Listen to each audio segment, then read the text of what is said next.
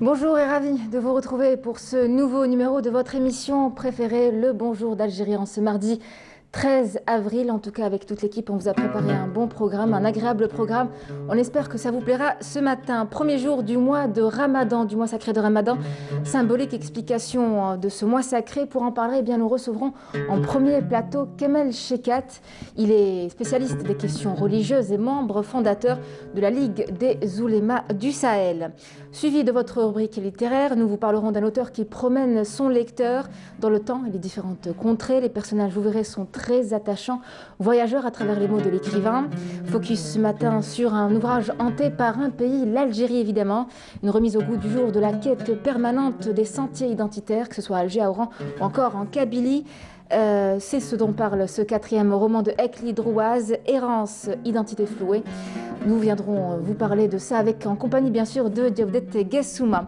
Et oui, vous savez, journaliste, producteur et réalisateur de télé, Loco bien sûr propose une multitude de programmes adaptés, conçus exclusivement pour tout ce mois sacré. Les chaînes télé s'adaptent à ce mois. Nous recevrons Hana Wafi, journaliste à la chaîne du Coran. Elle nous parlera de la grille spéciale Ramadan et vous donnera un aperçu de ce qui vous attend. Juste après, bien, deux jeunes Bissau-Guinéens seront des nôtres pour nous parler de leurs coutumes, traditions et culture.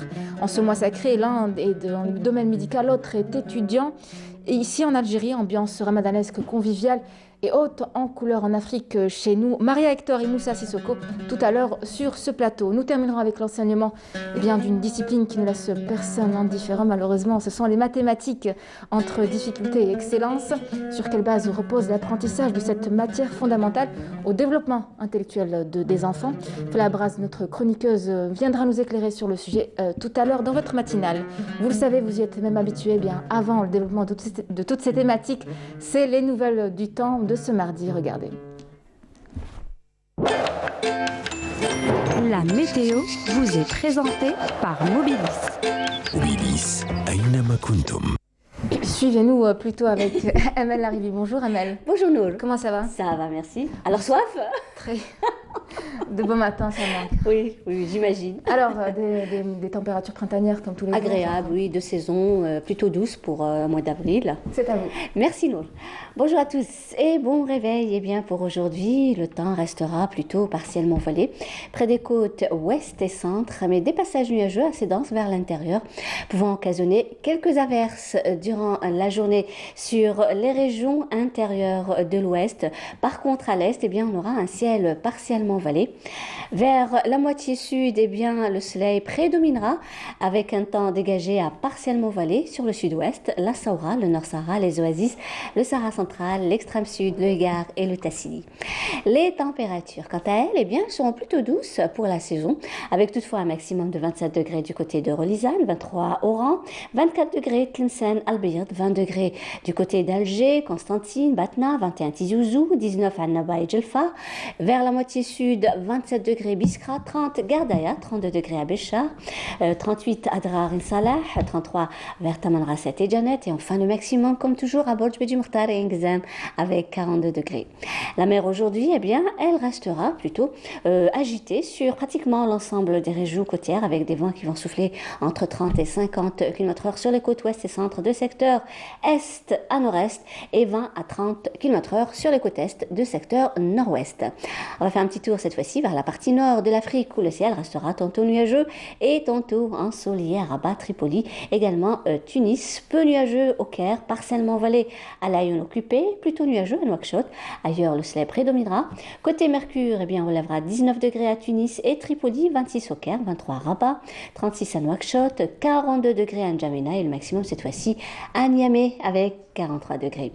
Voilà, je vous retrouve tout à l'heure, juste après le journal télévisé de midi et d'ici là, très très bonne matinée.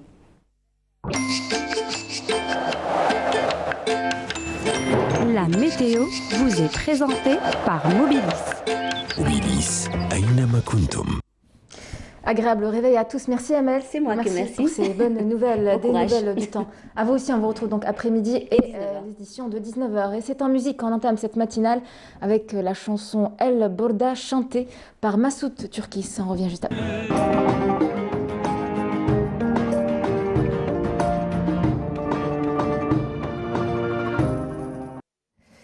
Allez, on accueille notre première invitée, Kamal Chekad, bonjour. Bonjour à vous. Comment ça va? Salam alaikum. Alhamdulillah. Sahar Mdanek. Allah yassalmek. Alors, vous êtes théologien et membre fondateur de la Ligue des oulémas du Sahel. Merci d'avoir accepté notre invitation avant tout. Tout le plaisir avec moi. Alors, bien évidemment, nous allons aborder avec vous les questions liées à ce mois sacré du Ramadan. Et je suis, comme beaucoup d'ailleurs, vos passages dans les différents médias publics. C'est très, très fréquent, à savoir rien que ce matin à la Chaîne 3, à 5h du matin. Donc, une émission qui sera rediffusée à 14h. C'est au cœur de l'islam qui passera tous les jours. Donc, c'est des rediffs. Bon, il y a l'hebdomadaire qui est toute fraîche, Oui. mais on choisit chaque mois de Ramadan, on choisit 30 numéros qui accompagneront les gens Durant tout ce mois. tout au long de ce mois, non pas sacré, mais béni. Tout à fait. C'est pas un mois sacré. Parce Tout à que fait.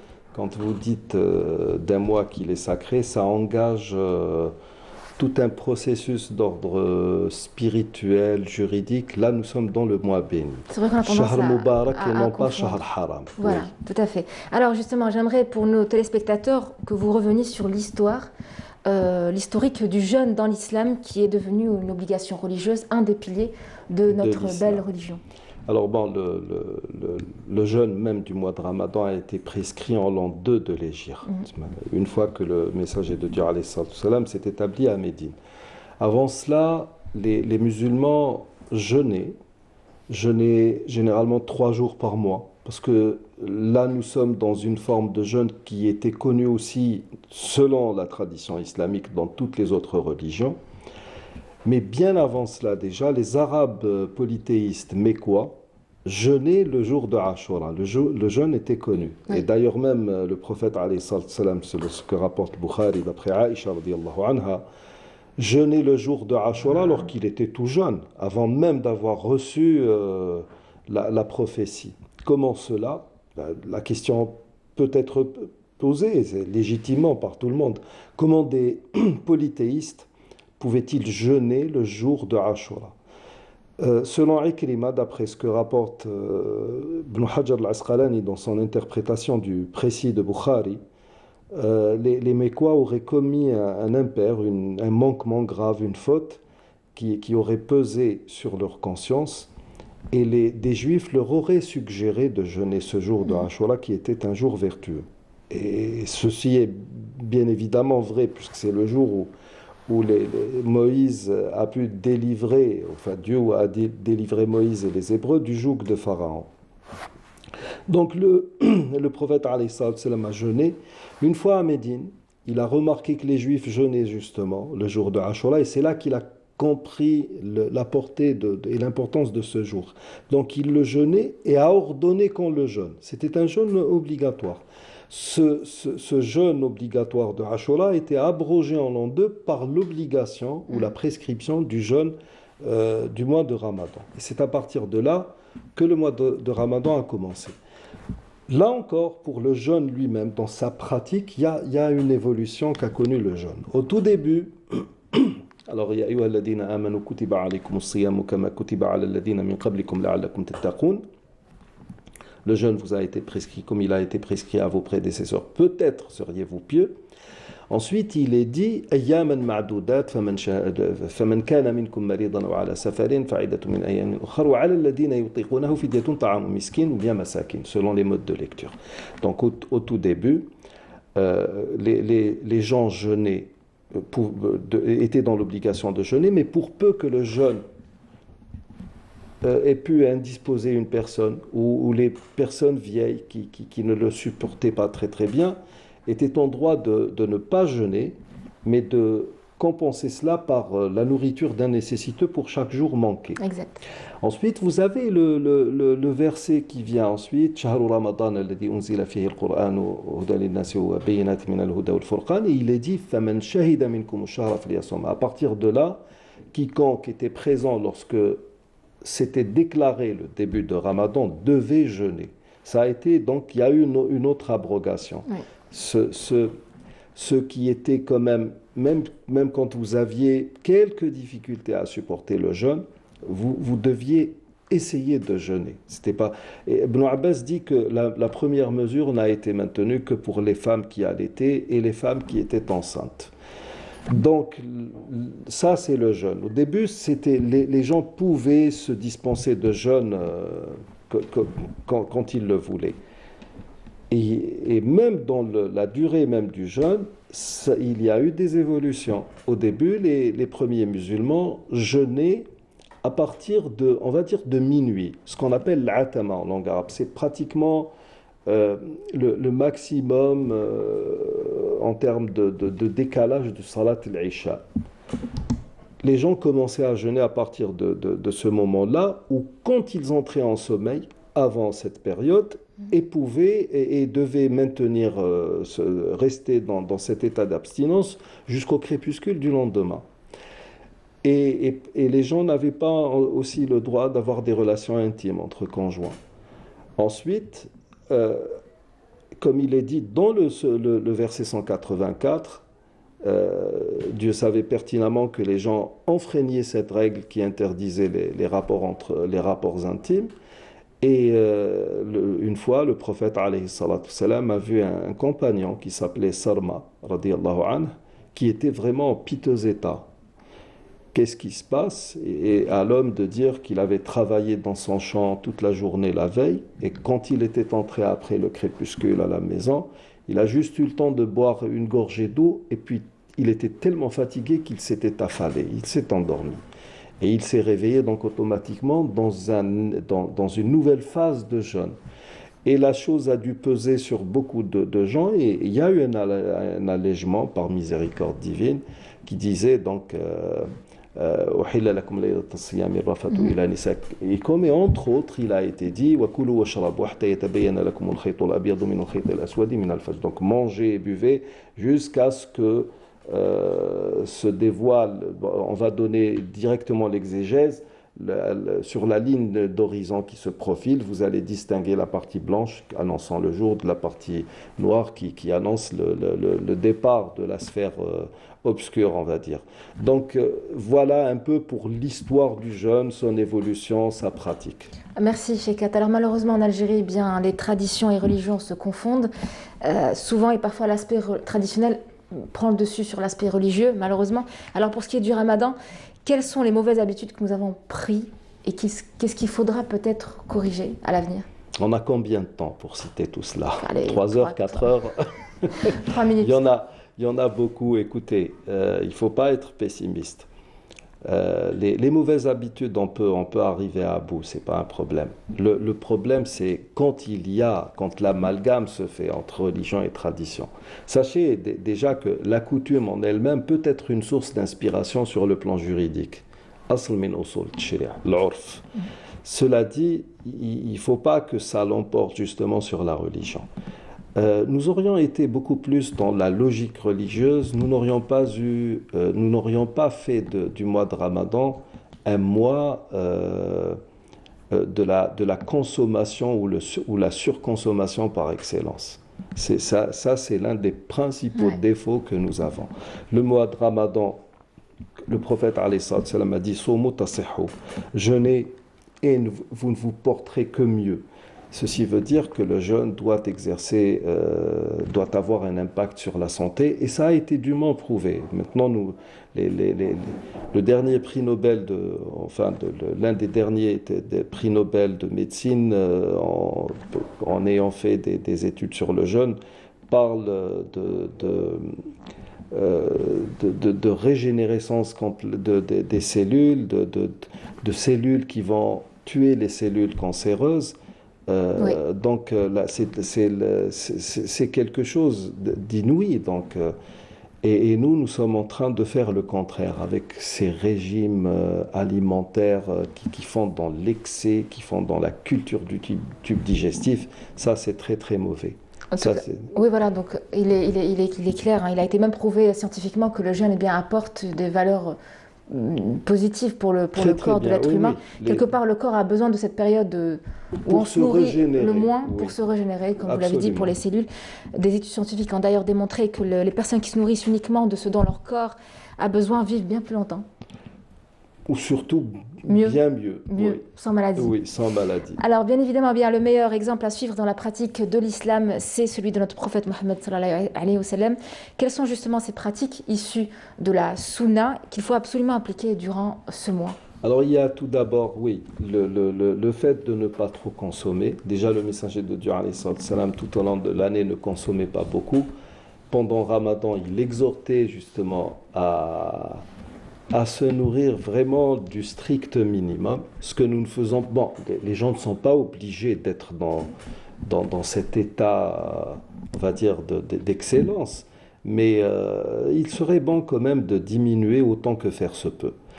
L'autre aspect qui est, à mon sens, plus important, c'est de favoriser la spiritualité. Et c'est ce que faisait le prophète sallallahu alayhi wa sallam.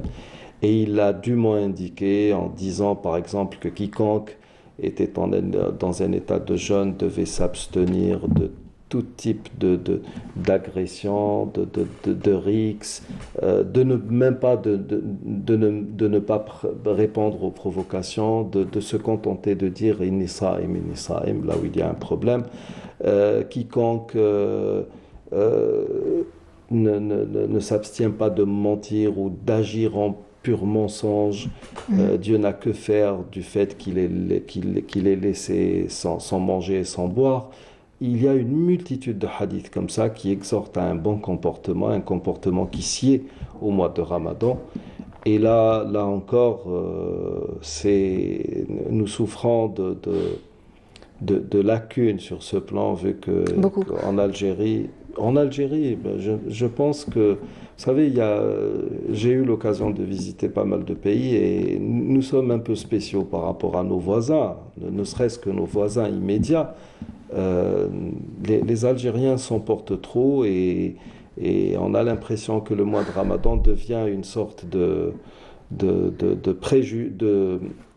prétexte justement pour se laisser aller à cet état, à toutes ces incivilités que nous remarquons pendant le mois de Ramadan. Malheureusement. Merci M. Kemal Cheket, merci d'avoir été avec nous. Je rappelle que vous êtes théologien et membre mon fondateur de la Ligue des Oulémas du Sahel. Merci d'avoir été avec nous. Bon Ramadan à vous. Merci, à vous de même. Merci. Alors, cette boucle d'images avant de vous retrouver juste après.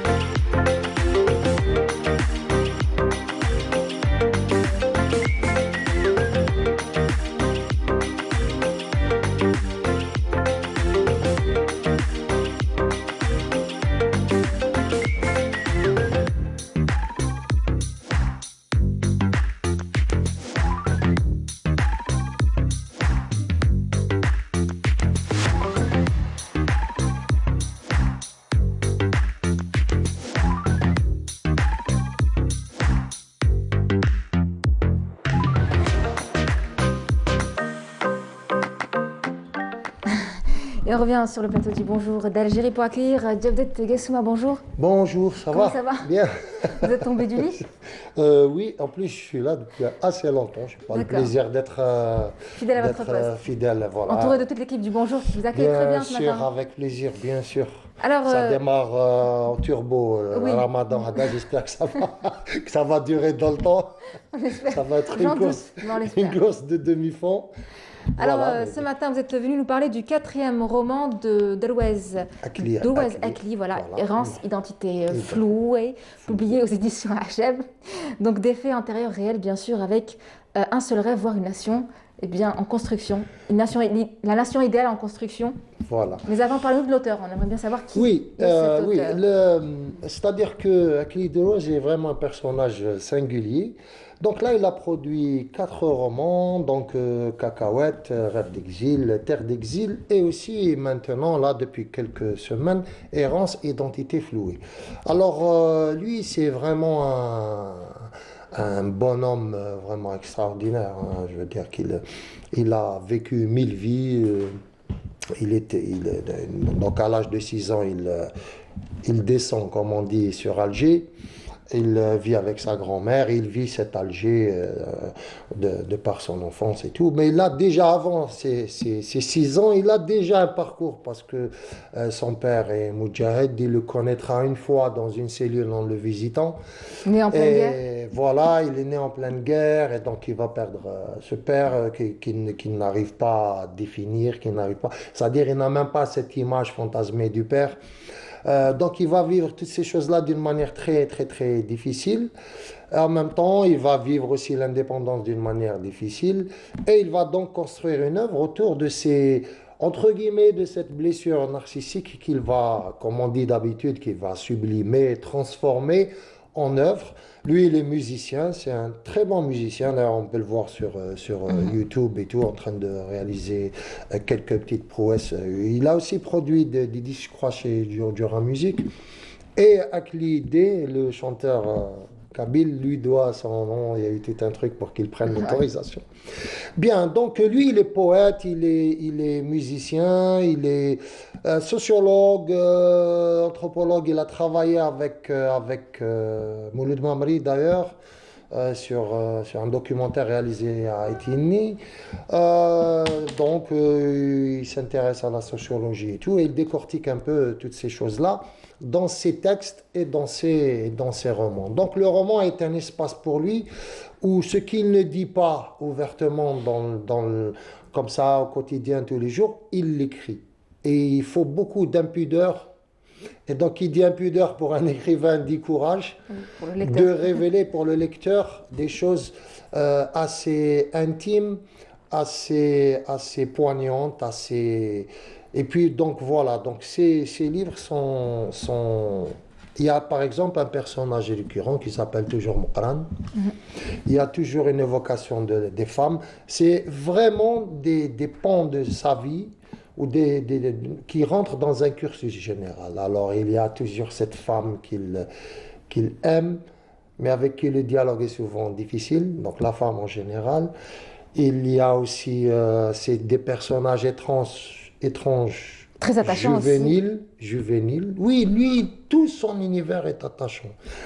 Parce que c'est un univers de la révélation, un univers d'une écriture sobre, mais assez puissante. Et il est très pertinent dans ses écrits. On voit le journaliste, on voit le sociologue, la personne qui a fréquenté Tahar Djaoud, qui a fréquenté qui a fréquenté Mouloud Mamri, et même beaucoup d'autres, qui ont enrichi son parcours, mais dans un parcours que lui aussi a enrichi, parce que Akli Drouaz est un personnage vraiment d'une grande érudition, et cette érudition est vraiment équivalente à sa modestie et je dirais plus son humilité. Personnage d'une sincérité vraiment formidable. Et donc voilà, donc très intéressant. Moi je le connais puisque probablement vous m'auriez posé la question.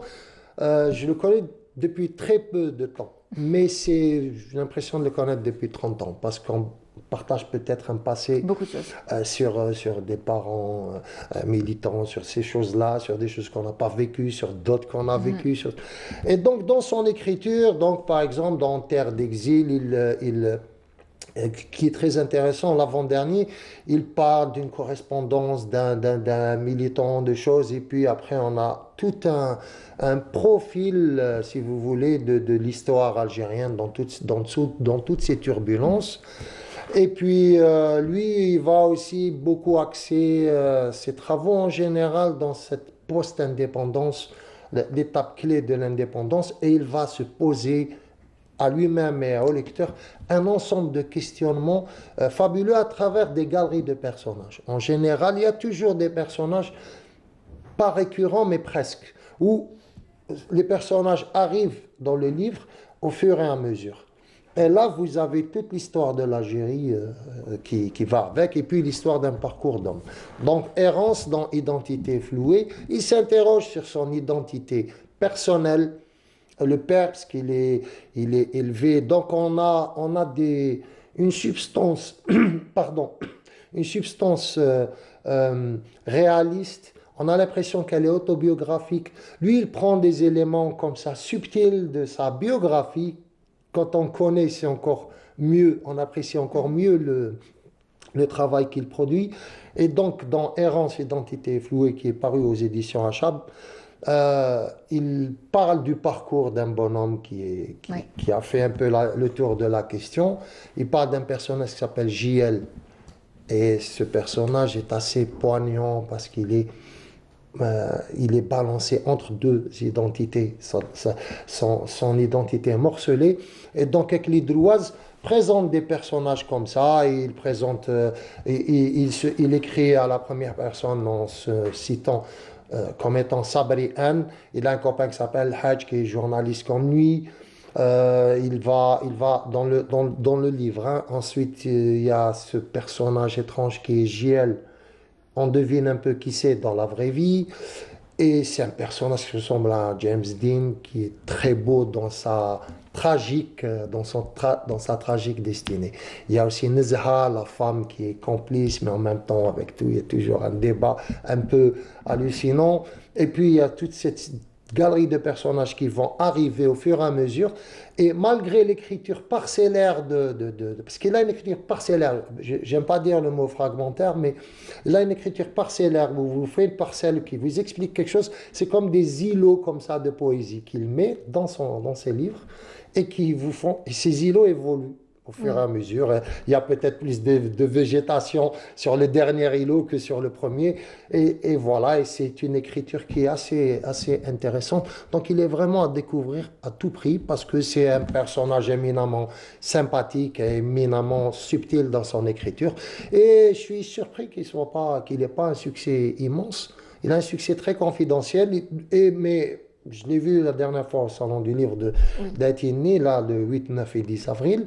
Une réussite totale, beaucoup de fréquentation et beaucoup d'actes d'achat, ce qui a été quelque chose de formidable pour les écrivains et les gens qui étaient présents.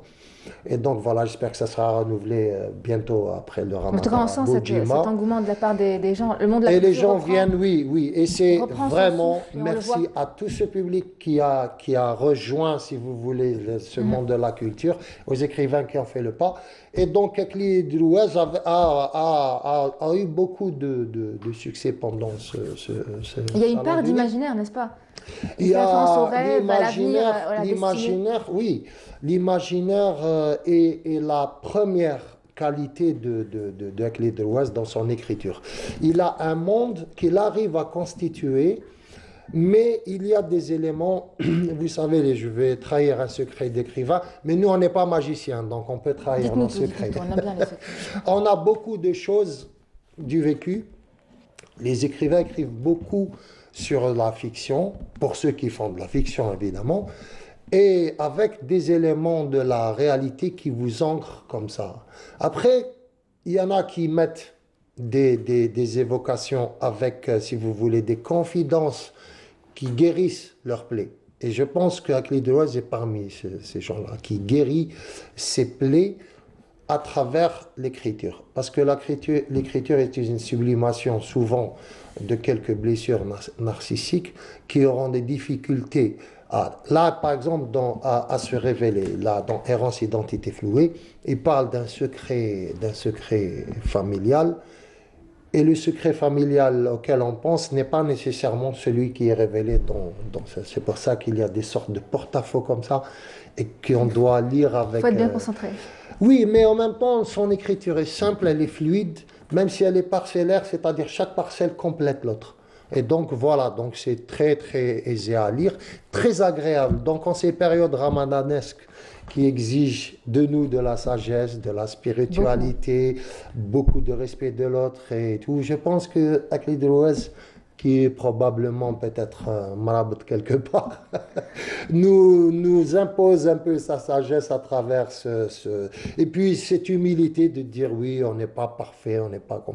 C'est vraiment très généreux. C'est quelque chose, en tout cas vous l'avez dit, David Gassouma, Aklid Rouez, donc confie dans ses textes, on ressent la sincérité de son style, sa vision des territoires, de son enfance, de la philosophie. Et j'aimerais juste donner une petite citation, je le cite, donc j'aimerais dire aux miens combien je me suis amusée en pensant à eux malgré mes critiques excessives et sans limite. Fin de citation. Qu'est-ce que vous en pensez? C'est vraiment quelque chose qui le représente, parce qu'il peut vous dire quelque chose d'extrêmement cynique, avec une tranquillité du propos, mais il a toujours cette humilité de se remettre en question. Moi, je n'ai absolument pas ce problème avec lui, parce que je le conçois comme un personnage lumineux, et les personnages lumineux ne sont pas méchants. Donc, de temps en temps, des gens qui ne le comprennent pas, ça c'est un petit secret aussi, pensent qu'il est très cynique. Mais le parcours du personnage, sa vie est un roman. C'est-à-dire l'homme qu'il est aujourd'hui. Voilà, justifier un peu ces choses-là, mais son écriture, il se remet souvent en question en disant, tiens, peut-être que j'étais...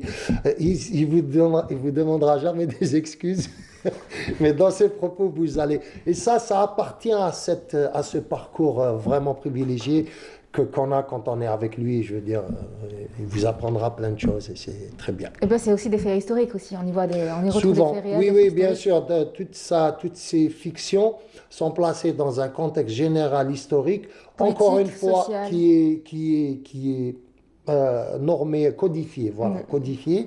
Il écrit avec une lucidité fulgurante.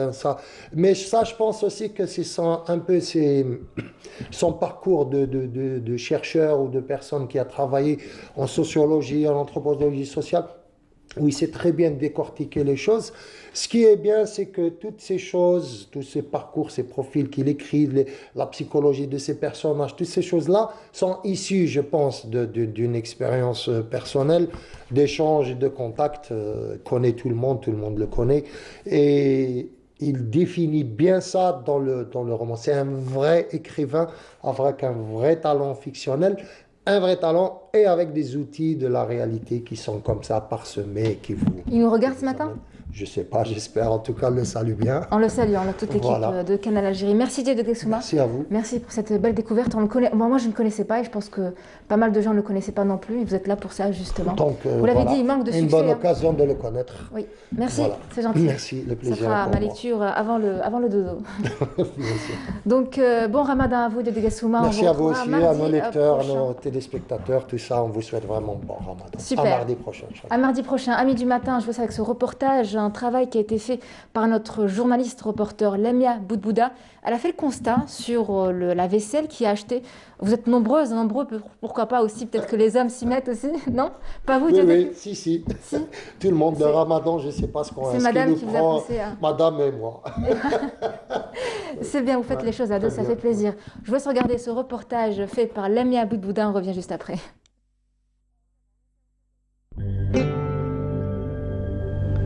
Que dois-je acheter comme vaisselle pour Ramadan? Voilà une question qui se répète chaque mois sacré.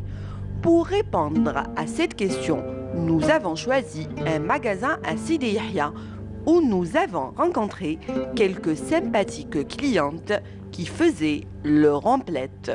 Depuis toute petite, j'adore ce mois. Oui, je suis venue accompagner avec maman pour faire les courses avant le Ramadan. Donc on a acheté des trucs pour mesurer la farine. Bol de shorba, assiette ou service de table, marmite, poêle, verre à eau, à thé, théière, le choix est large et on trouve de tout. الناس كل كما تعرفوا الجزائريين والجزائريات مولفين بهذا، يغسلوا الديار، يعاودوا الطباسه، يعاودوا كذا، عندهم لي سيرفيس كاين اللي يحب دي ميكرون قالي والمرامط سورتو هادو تاع التركويت وكذا والحمد لله هذا كيما العام عندنا التركويت الجيريان. Ebtihaj, quant à elle, est étudiante en médecine. Elle essaye de retrouver l'ambiance familiale à l'internat. J'essaie d'acheter des plats, des trucs pour organiser la table, pour faire sharba et des trucs du genre, des trucs à le ramadan. Voilà. Pour bien garnir sa table durant Ramadan, un beau service est de mise. Les petits plats de service sont aussi essentiels pour les salades, bourek et pizzas. Madame Loukil a bien voulu nous détailler ses achats. D'habitude, moi, je ne fais pas tout le temps les achats pour ma cuisine. C'est parce que j'ai fait des travaux, voilà. Et là, je suis obligée de changer un petit peu le look de ma cuisine. Est-ce que vous pourriez nous dire, comme ça, on peut jeter un petit coup d'œil à votre panier pour nous dire ce que vous avez acheté? Oui. Ah oui, avec plaisir. J'ai pris des porte-cuillères. Donc, ça, c'est pour fromage et ce qui s'ensuit, les petites miettes qu'on a au Ramadan, on en a tellement. Oui. Et les ramequins pour soit gratin, soit pour le flan. Voilà, c'est pour les deux. Voilà. Changer sa vaisselle à l'orée du mois sacré n'est pas une obligation. L'essentiel est de prêter assistance et aide aux plus démunis. لابد هذا الشهر هذايا ماهوش نتاع الماكله والشرب وانما هو ما شهر الانسان اللي يتوب، شهر الانسان اللي يعمل الخير، اللي قادر باش يصرف امواله على الفقراء وعلى عياله وعلى الاقارب والجيران وكذا، لازم يعاون لانه هذا العام جاو صعيب كما العام اللي فات.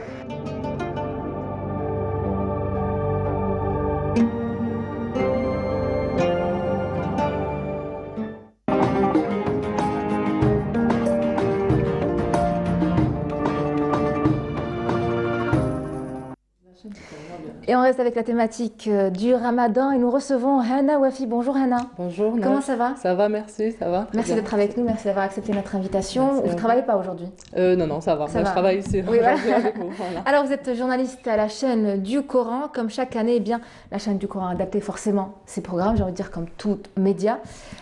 Pour ce mois béni, est-ce que vous pouvez nous en dire un peu plus, donner un aperçu de ce qui attend nos téléspectateurs? Oui, très bien. Effectivement, donc, comme chaque année, la chaîne coranique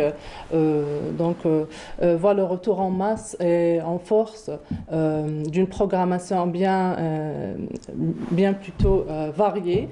Je dirais que la chaîne coranique, pendant le mois du Ramadan, elle propose un large éventail de programmes et d'émissions adaptés plutôt au mois sacré du Ramadan. Je pourrais citer quelques-unes. Donc, on a les émissions phares comme Hadi al-Arwah et Taj al-Qur'an qui sont vraiment qui reviennent chaque année pendant le mois de Ramadan. Et c'est de genre de sorte de concours. Oui.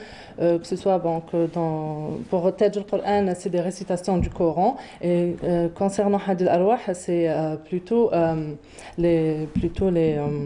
disons le chant islamique, le chant religieux. Le chant coranique. Voilà, le chant coranique. Il y a des émissions qui passent toute l'année, qui seront reconduites. Oui, tout à fait. Qui s'adaptent, c'est la même émission, elle garde le même nom, le même programme. Tout à fait. Donc, il y a des émissions qui peuvent garder le même nom, comme il y a des émissions dont on peut changer le nom pour vraiment l'adapter à ce mois du jeûne. Comme par exemple, je peux citer l'émission de Rawah Sa'i, qui est dans les jours ordinaires, passe autant que Mafatih. C'est une émission qui traite le côté spirituel du jeûneur et tout. On a aussi l'émission qu'on appelle l'Iyad al-Sahiyya. C'est une émission de santé. J'allais vous demander, est-ce qu'il y a l'aspect sanitaire que vous abordez dans vos programmes? Oui. Bien sûr, c'est un aspect très important qu'on doit aborder pendant le mois de Ramadan, bien sûr. Donc, cette émission, l'Iyad al-Sahiyya, qu'on appelait avant dans les jours ordinaires, c'était Belsem. L'Iyad al-Sahiyya, pendant le Ramadan, se traite en 3 volets. Donc, la santé, la psychologie du jeûneur et aussi voilà, comme je disais, la phytothérapie. Oui. Voilà. Est-ce que vous avez, il y a par exemple des conseils culinaires, médicaux pour manger sainement pendant ce mois-là? Oui, oui, bien sûr. Avec des nutritionnistes, des diététiciens? Bien sûr, parce que bon, le mois de Ramadan, c'est un mois saint qui implique pour les musulmans un changement vraiment très important dans le mode, voilà, dans le régime leur vie. alimentaire aussi. Voilà, exactement, spécialement, particulièrement dans les habitudes alimentaires. Donc nous, on a des spécialistes, et voilà, on a des spécialistes, que ce soit dans le domaine de santé ou dans le domaine culinaire aussi. Qui donne des conseils et qui propose de différentes recettes adaptées à tous les genres de régime. Voilà, par exemple, je peux citer l'émission de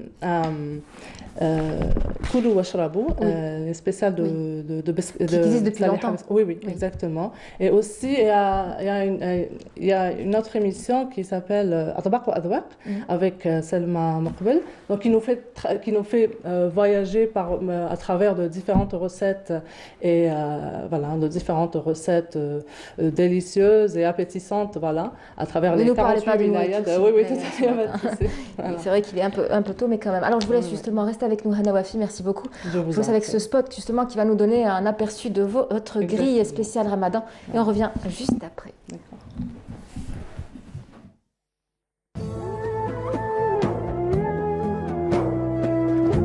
رمضان أقبل بعد طول غيابي ففرحت فيه مهنئا أحبابي خير الشهور به النفوس تعلقت واستسلمت للخالق الوهاب بك ليلة القدر التي نزلت بها آيات تذكرة لذي الألباب يا صائما للشهر محتسبا له بشراك مغفرة بغير حساب بشراك مغفرة بغير حساب. Alors, est-ce que vous allez vous parler du concours qui a été relancé, donc concours de la lecture du Coran qui a eu beaucoup de succès depuis plusieurs années déjà auprès de vos téléspectateurs? Tout à fait, le programme de Taj al-Qur'an al-Karim, qui est un programme très important pour la chaîne coranique et qui se diffuse spécialement pendant le mois du Ramadan. Pour sa 10e édition, donc c'est un concours à caractère culturel et religieux. Destiné aux jeunes Algériens et Algériennes entre 18 à 35 ans. Voilà, donc on choisit à la fin, donc on a 24 candidats, donc, dont 12 filles et 12 garçons qui seront élus pour continuer l'aventure voilà, à l'école de Taj al-Qur'an al-Karim, qui est déjà, d'ailleurs je dois citer que l'école de Taj al-Qur'an al-Karim et aussi l'école de Hadi al-Arwah en ce moment se déroule au niveau de l'établissement Eshra,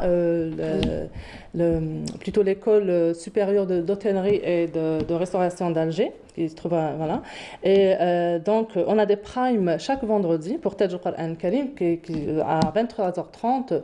Et de Hadi al-Arwah le mardi à 23h30 aussi.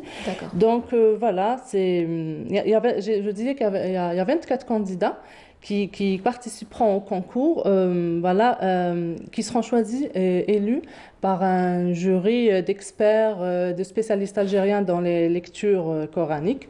Voilà, et après, bien sûr, il y aura des gagnants au final qui emporteront à la fin du mois prix, du Ramadan. Très bien. Alors, en matière de grosses productions, Hana Wafi, est-ce que quelque chose est prévu pour des films peut-être, ou des courts-métrages, des documentaires traitant justement des questions religieuses?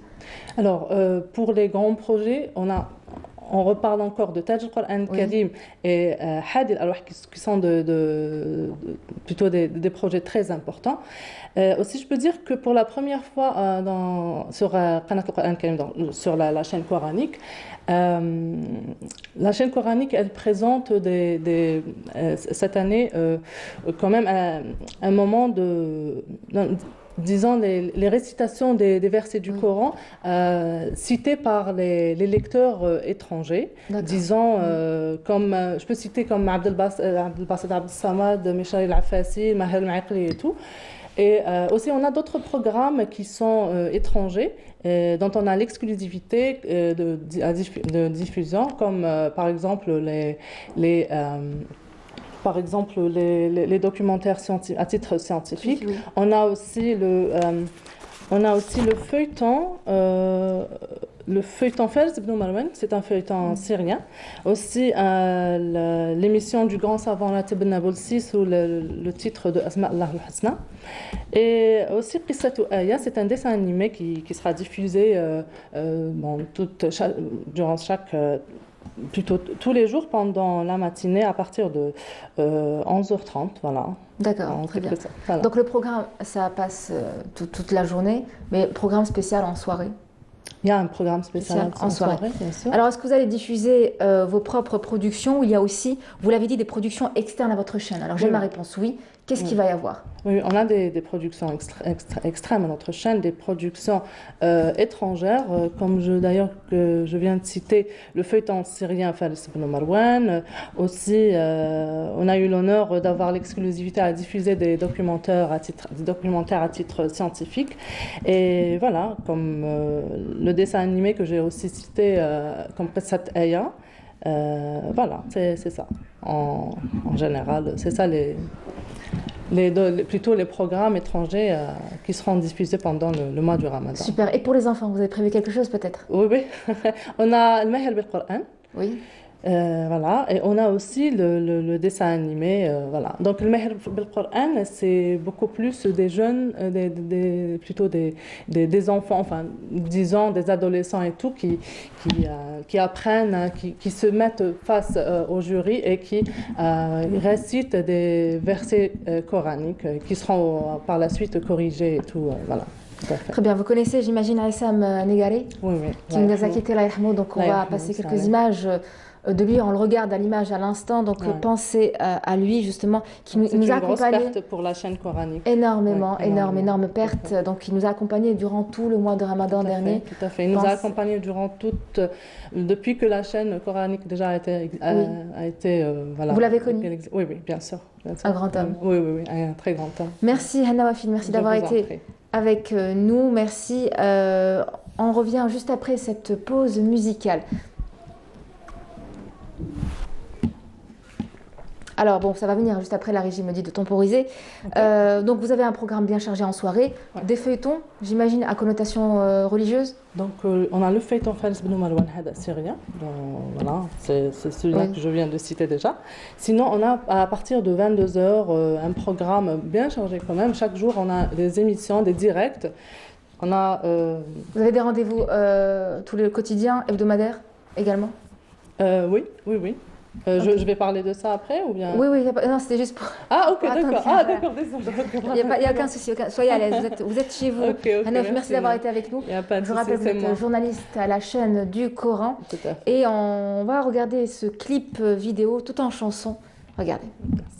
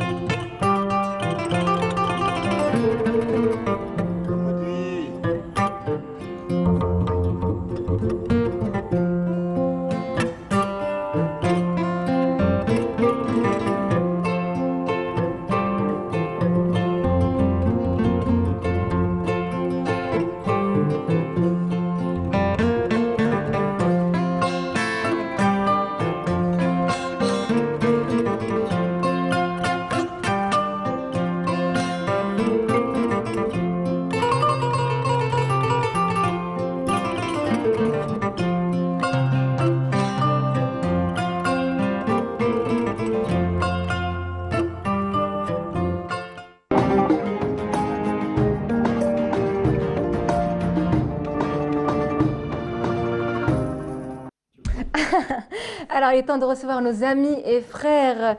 Eh bien, Moussa Sissoko et Tchoux, bonjour à vous. Moussa, Bonjour. comment ça va? Ça va, Dieu merci. Ça va? Ça va bien et vous? Très bien, merci d'être avec nous. Alors, vous vivez en Algérie?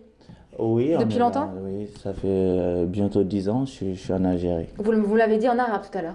Ah, non, ça fait 10 سنين. Bravo, bravo. Alors, Moussa Sissoko, vous êtes président de l'association Carrefour Kadam Kosso, c'est bien Oui, ça, et vous oui. êtes son chargé de communication. Exactement. Alors, dites-nous à quoi sert cette association? Et j'imagine que pendant cette période, pendant ce mois de Ramadan, beaucoup de choses sont faites. Oui, effectivement, c'est pour ça même on est là aujourd'hui. Donc, l'initiative que nous avons lancée.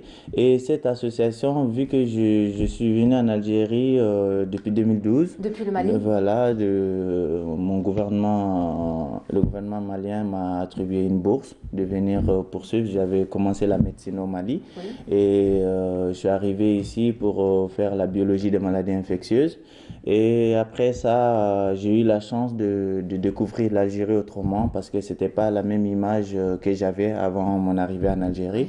Et une fois ici, j'ai découvert que vraiment on s'est trompé vraiment sur beaucoup de choses. Et j'ai eu la chance aussi de rencontrer voilà, des bonnes personnes et des familles qui ont pris soin de moi.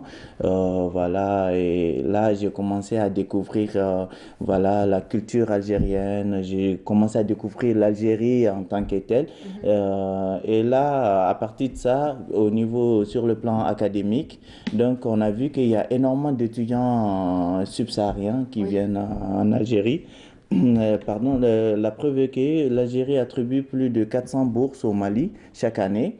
Et sans parler des autres pays, il y a plus de 45 nationalités différentes dans les universités algériennes ici. Et c'est un potentiel qui est énorme. On a tendance à l'oublier. Hein. Voilà, c'est un potentiel qui est énorme. Et vu la démarche de l'Algérie vers l'Afrique, donc on a réfléchi, on a dit qu'il y a énormément d'étudiants qui viennent. Et en même temps, la plupart de ces étudiants ont des talents, des projets, des idées. Donc on a dit pourquoi ne pas mettre en lumière ces étudiants et montrer au monde entier que l'Algérie forme des étudiants, mais ils forment, c'est-à-dire des talents, des élites africaines. Donc c'est à travers ça, on a essayé de repenser, c'est-à-dire la question, et on a eu l'idée de créer Carrefour Kadem Kosso qui veut dire en arabe Nahda, la renaissance africaine. Donc c'est à travers ça on a mis en place, on a commencé à regrouper les étudiants qui ont des talents, parce que la plupart viennent, c'est l'université et la cité et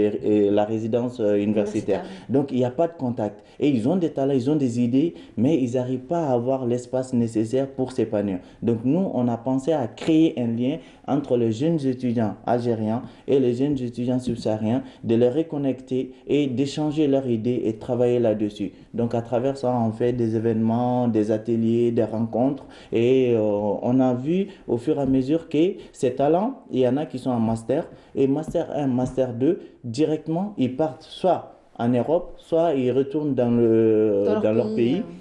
Et là, on perd contact. Parfois, il y a même des professeurs qui nous voient à l'université, ils nous disent telle personne, il va bien. Et depuis qu'il est rentré, j'ai dit ok, voilà, j'ai dit ok, on va essayer d'aller plus loin. On va essayer de créer quelque chose qui va permettre à ces étudiants, c'est-à-dire de resserrer les liens d'étudiants africains en Algérie et leur devenir avec l'Algérie maintenant après leur cursus universitaire.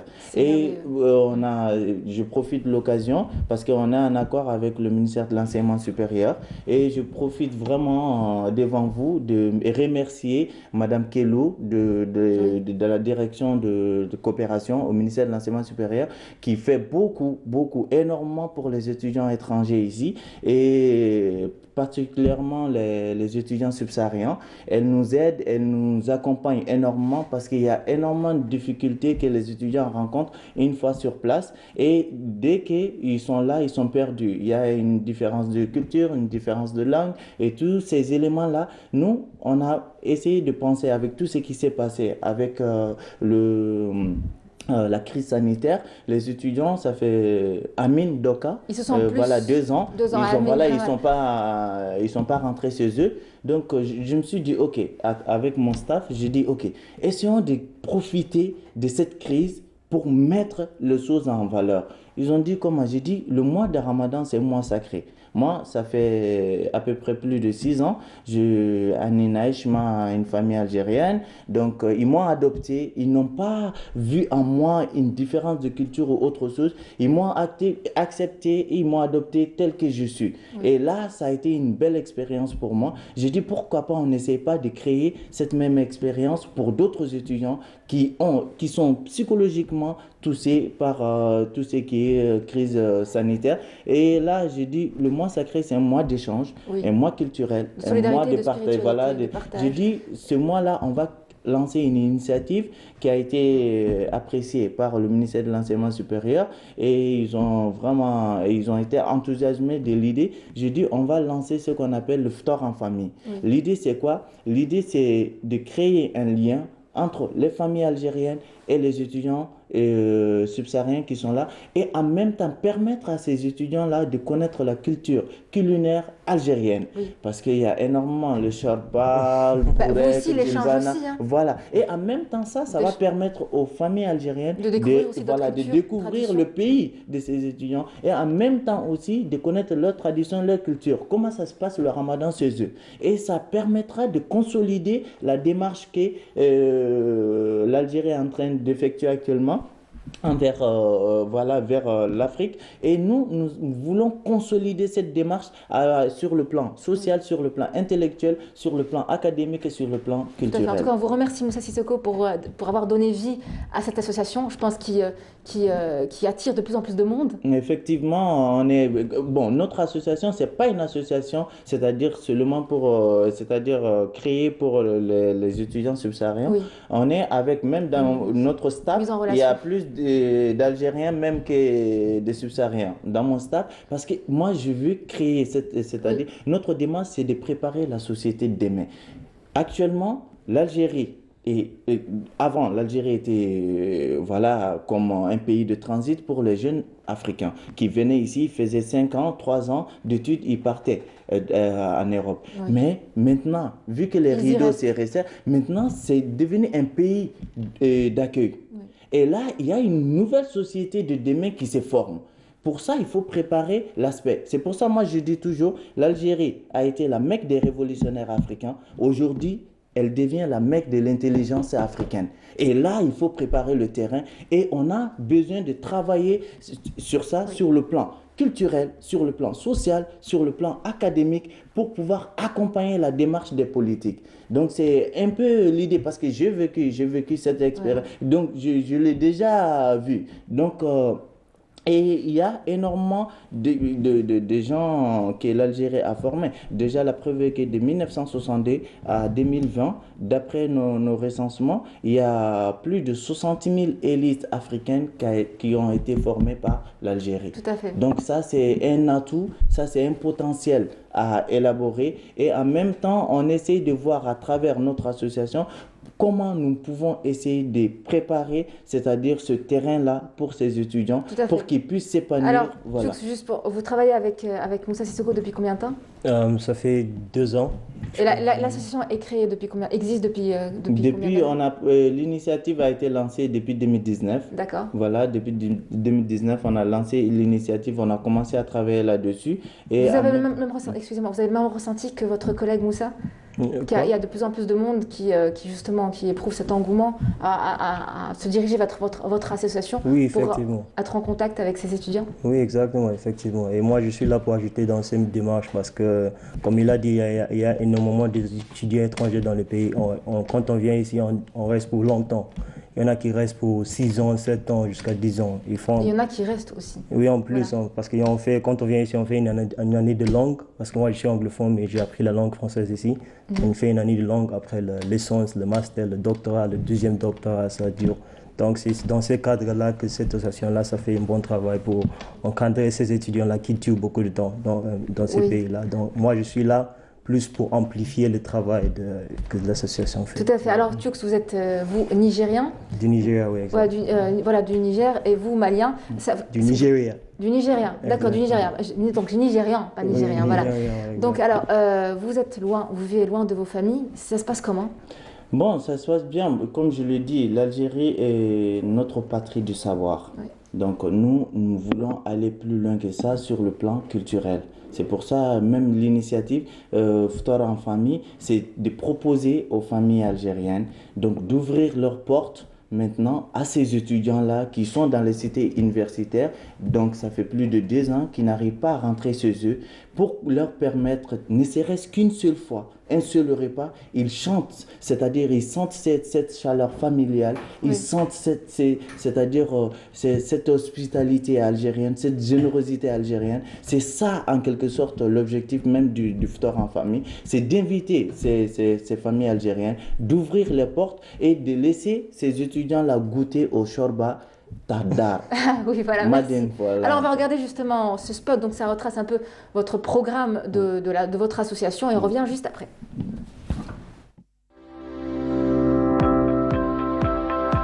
La période du mois de Ramadan est difficilement vécue par beaucoup d'étudiants africains, en particulier ceux qui ne peuvent rejoindre leur famille ou leur pays d'origine et qui restent seuls en Algérie.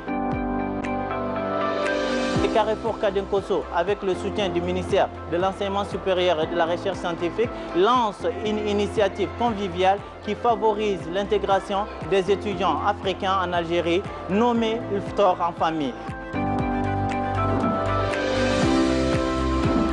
L'opération Ftar en famille est surtout l'occasion de partage et d'échange entre les familles algériennes et l'étudiant invité. C'est un moment chaleureux qui s'inscrit dans la tradition algérienne d'hospitalité, d'ouverture et de générosité.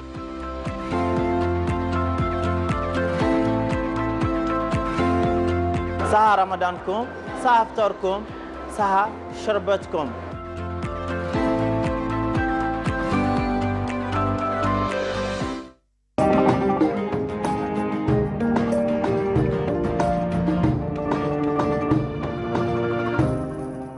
Alors Moussa Sissoko, on vous a bien vu sur ce spot, je pense que les choses sont très claires. Racontez-nous un peu vous, on va en savoir un peu plus sur vous. Racontez-nous, parlez-nous un peu de vos traditions, de votre culture au Mali, par rapport à Ramadan. Je veux vous dire, au Mali, il y a une différence. Sur le plan culinaire, il y a une différence. Au Mali, on a, oui, des plats chez nous qui sont spéciaux pour pour le mois de Ramadan. Mais quand je suis arrivé ici, c'était vraiment autre chose. Moi, la première fois, je vous dis, quand on m'a proposé de prendre shorba, la première fois que j'ai fait le mois de Ramadan, on m'a amené shorba. J'ai vu shorba. Chez nous, shorba, c'est quelque chose, il y a un modèle de chez nous, on donne ça à la femme qui vient d'accoucher. Ah, d'accord. Donc c'est comme Tomina ici. Oui. Tomina, moi je l'ai découvert à l'hôpital. Tomina, je l'ai découvert, on m'a amené Tomina après l'accouchement. Chez nous, shorba, c'est quelque chose comme ça. Donc quand on m'a montré, j'ai dit non, je ne mange pas ça. Et mon ami, il m'a dit non, goûte, ça va te plaire. J'ai dit ok, d'accord. Vous avez aimé? Croyez-moi, depuis là... de quelle région? La shorba de quelle région? Chlef. Ah, Chlef. Oui, parce que la première famille algérienne qui m'a invité à Chlef, c'était un ami, Fouet, qui m'a... Je me rappelle quand j'ai appelé ma mère, pour la première fois, je lui ai dit, je vais passer la nuit chez un ami, vu les images qu'ils ont chez nous. Il a dit, comment ça se fait, tu quittes la cité et truc. Elle m'a réveillé à 4 h du matin, pour savoir si vraiment tout va bien. Donc là, ça, c'est des images. Mais après, ma mère, une fois, elle a parlé avec la famille de Chlef, par appel vidéo. J'arrivais pas. Elle parle pas l'arabe. Ma mère algérienne, elle parle pas le français ni notre langue, mais ils arrivaient à communiquer. J'ai dit, si eux, ils ont pu communiquer comme ça, je crois que nous sommes là. Et voilà, il y a plus de 45 nationalités différentes. L'Afrique, c'est 54 pays. Donc, 47 nationalités, c'est important. Donc, c'est un potentiel. Sur le plan culturel, sur le plan social, c'est très important. Donc, si on essaie de mettre en valeur ce côté-là, c'est pour ça que je remercie la démarche de l'enseignement supérieur, surtout de la coopération, qui nous appuie, qui nous accompagne. Et actuellement, nous sommes en train de travailler sur un autre projet. Donc, pour essayer de garder un lien entre l'Algérie et ses anciens étudiants. Tout à fait. Alors vous êtes Moussa Sissoko, doctorant en biologie en maladies infectieuses. Ça se passe comment en Algérie, dans le domaine médical? Ça se passe bien. Le gouvernement malien, vu la crise concernant le paludisme, donc l'Algérie avait éradiqué le palud, ça a été officialisé à l'OMS en 2019. Et à travers ça, le combat que l'Algérie mène, donc c'est ce qu'on appelle le paludisme est considéré actuellement comme un paludisme importé, donc du Mali et du Niger. Et actuellement, c'est à travers cette coopération entre l'Algérie et mon pays, le Mali, donc le gouvernement m'a attribué une bourse pour venir en Algérie apprendre de nos frères, de nos collègues scientifiques algériens comment ils ont éradiqué cette maladie et aussi de m'inspirer de la stratégie et du plan national algérien afin de combattre ce palud-là dans nos pays et de former ce qu'on appelle une force commune entre l'Algérie et notre pays pour voilà, lutter contre cette maladie. Tout à fait. Alors ce qu'on voit justement dans cette courte vidéo, c'est un travail. Donc on remercie Khairou Khairouddine pour ce beau travail. Effectivement, je vais profiter de l'occasion parce que quand j'ai eu l'idée avec mon staff, j'ai appelé Khairouddine. Donc quand il est venu, je l'ai expliqué. Il a dit, ben écoute, ça c'est une idée fantastique. Donc il faut qu'on essaye de voir. J'ai dit, je suis passé au niveau du ministère de l'enseignement supérieur. Je proposais aussi l'idée à Madame Kellou. Elle a tout de suite voilà, vu, voilà, elle a dit ça c'est une bonne démarche, donc il faut qu'on essaie de concrétiser cela et voir ce qui est intéressant dans l'histoire, c'est qu'on a pensé maintenant qu'après l'Aïd, nous allons organiser une grande réception pour inviter les familles algériennes qui ont invité les étudiants et leur d'échanger. Et là, ça ne sera pas des plats algériens, ça sera des plats africains, de 47 nationalités différentes, 47 pays, 47 plats. Et aussi, ils vont goûter comment ça se passe l'Aïd en Afrique et quels sont les plats. Il y a ça, il y a Fago, il y a il y a énormément de... Vous leur avez préparé pour ces jours-ci? Oui, on va leur préparer et on va du Mali, du Nigeria, du Niger, de Zimbabwe, de Mozambique. Donc il y aura tous les plats et on va permettre à nos familles hôtes, voilà, de aussi profiter de la culture culinaire africaine subsaharienne. Très bien. Tchoux, vous aussi, vous êtes mis à la cuisine? Non, pas vraiment. Pas du tout. Pas du tout, mais j'essaie parce que nous aussi on essaie de cuisiner, vu qu'on est loin de la famille, on essaie de manger ce qu'on a. De garder un peu vos traditions. Exactement. Ça fait combien de temps que vous êtes loin de votre famille? Depuis que je suis rentré, ça fait 2018. 2018, donc ça fait 3 bonnes années. Oui, voilà. Et il fallait rentrer l'année passée, mais malgré la situation de Covid. En tout cas, on vous souhaite beaucoup de courage. Encore félicitations, Moussa Sissoko. Je rappelle que vous êtes à la tête, donc président de l'association Carrefour Kadam Kosso. Et que vous êtes aussi doctorant en biologie en maladies infectieuses, vous trouvez le temps pour faire tout ça? J'essaie, vu que j'ai fait mes recherches au niveau de l'Institut Pasteur. Donc, en même temps, c'est cette démarche que je mène, l'Algérie m'a beaucoup donné. Oui. L'Algérie m'a donné énormément et j'essaie de faire, c'est-à-dire le maximum pour que les étudiants puissent sentir la même chose que je sens. Moi, je le dis parfois souvent, l'Algérie, moïma. Parce que c'est en quelque sorte, effectivement, c'est quelque chose qui est très important dans le sens où, quand on essaie de voir le potentiel qui existe ici, l'Algérie est le seul pays, à ma connaissance, de donner une bourse à un étudiant subsaharien, de le prendre en charge, hébergement, la restauration gratuite, le transport gratuit. Et en même temps, en plus de ça, moi, en tant que doctorant, mon inscription, c'est 200 dinars. Là, on trouvera. Et ça, il y a énormément d'étudiants subsahariens qui sont ici. Vraiment, c'est une grande chance pour eux. Et là, il faut qu'on essaye de valoriser ce potentiel-là. Il faut qu'on essaye de donner. Ça peut contribuer à la démarche économique, à la démarche politique. Et en même temps, ça peut valoriser ce qu'on appelle le système d'enseignement supérieur algérien. Et qu'en Afrique, demain, si un ancien étudiant africain, subsaharien, c'est-à-dire un alumni d'Algérie, s'il rencontre un Algérien demain, la première chose qui va passer dans sa tête, c'est des souvenirs qu'il va vouloir revivre encore une fois. C'est ça notre objectif, c'est ça notre combat. Et on invite les familles algériennes, on propose aux institutions algériennes, aux bonnes volontés de nous accompagner dans cette démarche pour que l'année prochaine, si ça marche bien à Alger, on partira sur le plan national. Avec grand plaisir, Moussa Sissoko, merci beaucoup. Merci. Alors, l'Algérie, vous êtes vous a peut-être beaucoup donné, mais vous lui rendez encore plus. Je peux vous l'assurer. Je ne pense pas si je pourrais faire autant. On vous en remercie. Il y a beaucoup de choses à faire en tout cas. Merci d'avoir été avec nous. Merci à vous également, Turk, vous qui êtes chargé de communication au sein de cette association, cette belle association aux belles actions Carrefour Kadem Kosso. Merci d'avoir été avec nous. Merci à vous. Sahaftorkom. Merci Sahaftorkom, Saha Ramadankom et Saha Sharbetkom. Merci beaucoup. Ça c'était drôle. Et on poursuit cette matinée avec de la musique. C'est cette vedette internationale de la chanson, Youssou N'Dour, qui nous propose une exploration musicale de l'Afrique aux hautes couleurs. On a eu l'occasion de le remarquer ce matin sur ce plateau. C'est Tijania de Youssou N'Dour. Regardez.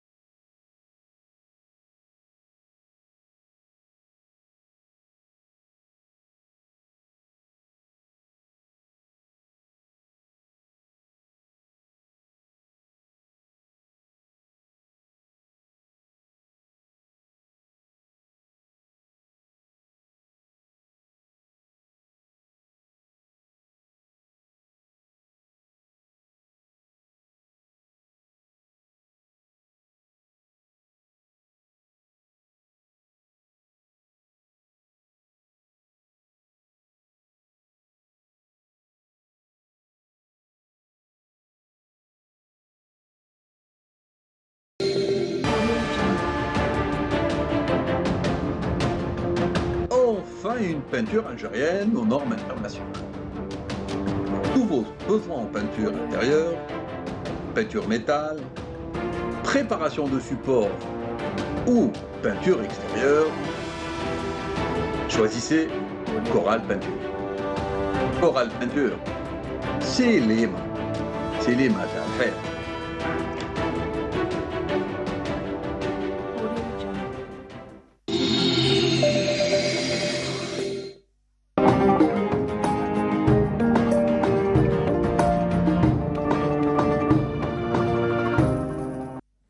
On rappelle que ce numéro, comme tous les bonjours d'Algérie de tous les matins, sont sponsorisés par Coral Peinture. Allez, on passe à toute autre chose à présent, l'enseignement de cette matière tant détestée par nos écoliers. Eh bien, l'enseignement des mathématiques, c'est le sujet de votre rubrique pédagogie. Fela Bras, bonjour. Bonjour, Nour. Comment ça va? Très bien, merci. Saha Ramadan, comme d'abord. Oui. Merci. On sent le traumatisme des mathématiques. D'accord, je pensais que c'était par rapport à Ramadan, oui. Non, okay. Ça commence mal. Non, oui, les mathématiques, oui, pour certains et certaines, hein, pas pour moi en fait. Hein. Pareil, on est deux en tout cas. Alors, vous êtes venu nous parler de l'enseignement des mathématiques. Aujourd'hui, quel est le constat au niveau de nos établissements publics? Alors non, il faudrait rappeler qu'on avait déjà parlé de ce thème-là il y a quelque temps dans le Bonjour d'Algérie. C'était la difficulté des mathématiques, quelle solution pour dépasser les difficultés. Et cette fois-ci, en fait, quand on s'est intéressé directement dans une école, aux élèves dans une CEM, et pour voir réellement qu'est-ce qu'ils pouvaient bien faire pour dépasser surmonter leurs craintes, la peur ou les difficultés. Et surtout, on s'est intéressé cette fois-ci à deux classes. Une classe qui commence les mathématiques d'une manière, on va dire, officielle et formelle, c'est les premières années, puis une classe d'examen qui est en quatrième année, qui s'attend à passer le brevet d'enseignement moyen, le BEM, prochainement, qui est fixé au mois de juin. Tout à fait. Alors, les enfants étaient comment quand vous leur parlez des mathématiques? Vous allez le voir dans le reportage. Après, du tout, non, du tout. Du tout. En tout cas, mais c'est pas une généralité. C'est-à-dire, j'étais dans un CEM qui est bien coté, on va dire. C'était le CEM Wahid Barbaili, Sidi Mohamed à Alger Centre. Il y a un très très bon résultat. Il y a de très bons profs, il y a un très bon suivi. Maintenant, est-ce que c'est général en Algérie? Ça, je ne sais pas, je ne pourrais pas le dire. Mais là où j'étais, les enfants sont pratiquement tous brillants, je parle des premières années, et puis ceux de quatrième année également. Et puis il y a le suivi des parents, mais il y a également... Qui est aussi important. Des parents, oui, mais sinon du professeur, c'est très essentiellement. important. Ouais. Felabras, donc vous êtes sorti donc, pour nous ramener des images de l'apprentissage de cette discipline au sein du collège. Vous l'avez dit, Wahiba Qbaili, et puis je propose donc à nos téléspectateurs de suivre ce reportage, on revient juste après. La classe de la quatrième année moyenne, une classe d'examen qui se prépare pour l'épreuve du brevet d'enseignement moyen BEM. Les mathématiques en général, c'est la matière redoutée, équations, calculs et géométrie. Quel est le programme de cette année ? هذا العام يعني الرياضيات هي كاع الدروس واللي شافوهم في سنة أولى ثانية ثالثة تقريبا تكرر إضافات ونبنوا على واش شفنا في السنوات اللي جازت. Trouver des difficultés en mathématiques est une chose très courante chez les apprenants. Ces derniers, conscients de l'importance des maths dans leur cursus scolaire, s'organisent chacun à sa manière, l'objectif s'améliorer coûte que coûte. أنا عندي أستاذة يعني الأفضل في الكرة الأرضية إذا كنا نقدروا نقولوا مع الدروس مع الشرح تاعها مع التمارين نحلهم في الدار كلش حيجي سهل. ندير لي سوجي ونجبدهم من الانترنت ونقراهم ونقعد دايما نعاود فيهم. نصيب دي ديفيكولتي في الرياضيات خاصة في المعادلات وطريقة المشاكل مي بصح مع المساعدة تاع الأستاذة تاعي ولي كور اللي نديرهم أنا عندي المعدل في مادة الرياضيات. Et une solution a été trouvée par l'enseignante pour accompagner ses élèves en difficulté. هادو اللي نرافق فيهم خاصة هذا العام اللي راه مع الكوفيد إلى آخره كاين تغيرت في الطريقة مثلا ناخ درت طريقة أخرى واش درتهم جروب سور ماسنجر شاك كلاس درت لها ان جروب سور ماسنجر كي نقدم لهم درس مثلا كيما اليوم راني نقدم الدرس نعطي لهم تمرين ويبحثوا لي سور ماسنجر ونكوريجي. هذه طريقة أنا يعني كتطوع من عندي نزيد خدمة يعني باش نقدر نلحق للبرنامج. Direction la classe de première année moyenne. Ici, les élèves ne découvrent pas les maths, mais ils découvrent la géométrie, les angles et le calcul des surfaces et des différentes formes géométriques. Comment s'en sortent-ils donc ? En maths, j'ai eu la note de 17,5 dans la composition et je trouve pas que c'est difficile. J'ai appris le كسور العشرية، j'ai appris القسمة الإقليدية والأعداد العشرية، واليوم قرينا مع الأستاذ طباعة نظيرة نقطة بالنسبة للدائرة وزاوية، وجبت النقطة في الرياضيات 14. سهلة سهلة تعلمنا بزاف حوايج. C'est facile et c'est une bonne matière et c'est ma matière préférée. Moi j'aime bien les maths parce que c'est une matière qui développe l'intelligence. Les maths يجوني بزاف سهلين وجبت دي بون نوت جبت 16 وأستاذ طباعي فهمنا مليح. لي ماتيماتيك كاستيون تاع تخمام بك مي بصح فيهم حوايج لي ملاح. كاستيون تاع الانتيجنس تاعك بها هذا رجعني نحب المات والحمد لله جاتني سهله وديت لا موين 20. لي ماتيماتيك سي une matière très facile et question تاع فهمها اذا فهمت في القسم تجيك سهله. Difficile donc, mais pas impossible. Vous l'avez tous compris, les exercices continus en mathématiques sont la meilleure méthode pour exceller.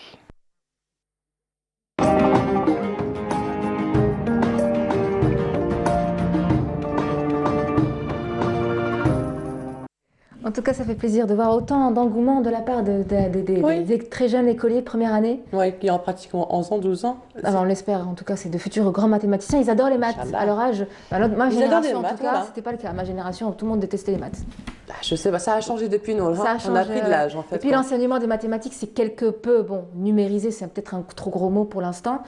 Mais voilà. Mais ça viendra, en fait. Ça viendra. Si on projette, ça viendra. Ça va, j'espère, se généraliser d'ici quelques années. Et il y a la professeure, donc, que vous avez justement interviewé dans voilà, votre reportage. c'est Madame Fatma Zohra Salawati que je tiens carrément à remercier parce qu'elle a trouvé une solution, parce qu'il n'y a plus de cours de rattrapage. Il y a des cours de soutien, c'est vrai, exactement, à travers les professeurs privés qui font ça chez eux ou dans une école, par exemple, privée. Mais sinon, n'ayant plus des cours de rattrapage, elle a trouvé une solution, c'est de créer un groupe Messenger pour chaque classe. Et puis les enfants, une fois qu'ils aient solutionné leurs exercices de mathématiques, ils envoient au professeur, il y a une solution, elle peut les appeler, discuter avec eux, et ça c'est une très très bonne chose. Et puis, comme on l'a vu dans le reportage, les élèves de première année et de quatrième année n'arrêtaient pas de remercier leur professeur Teba, je tiens à les citer, et Salawati, parce que en fait compte, ils s'investissent, il y a un investissement. S'il y a de bons résultats, il y a un investissement, c'est vrai, de l'enfant, de ses parents, mais aussi du professeur, parce qu'on suit le professeur.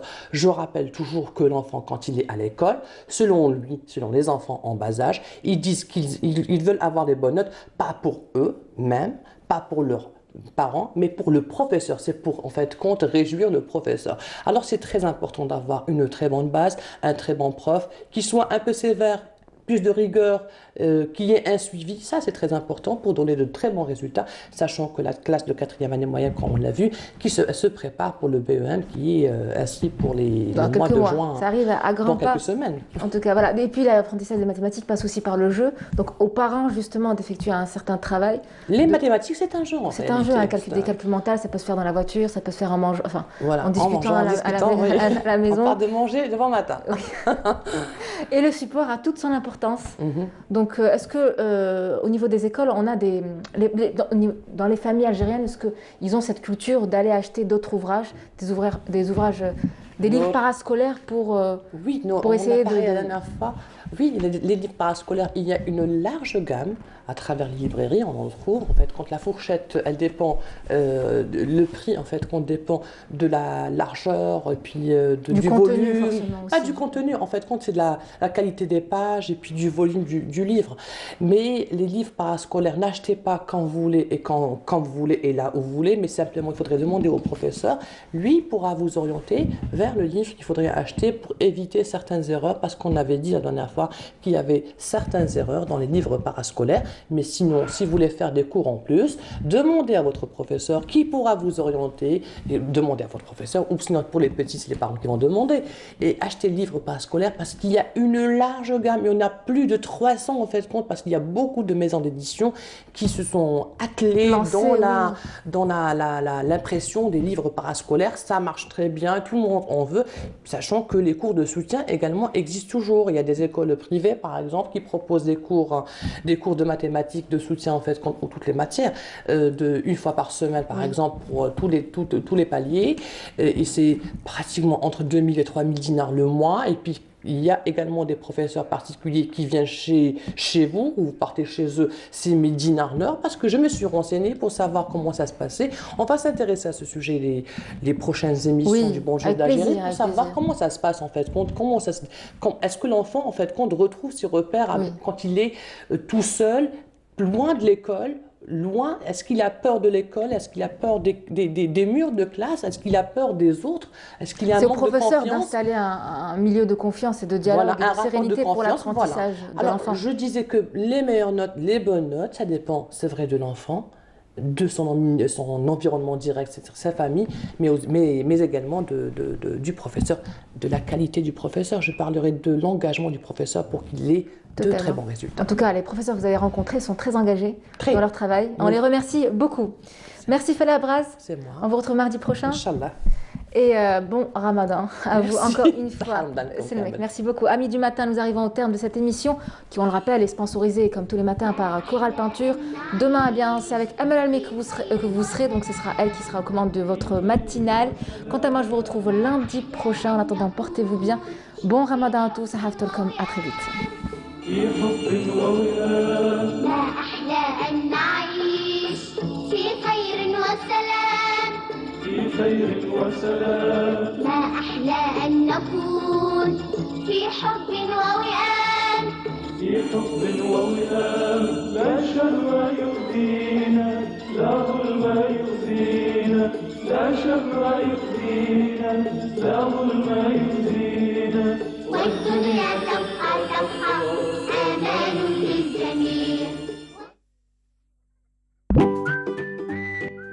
d'Algérie tout en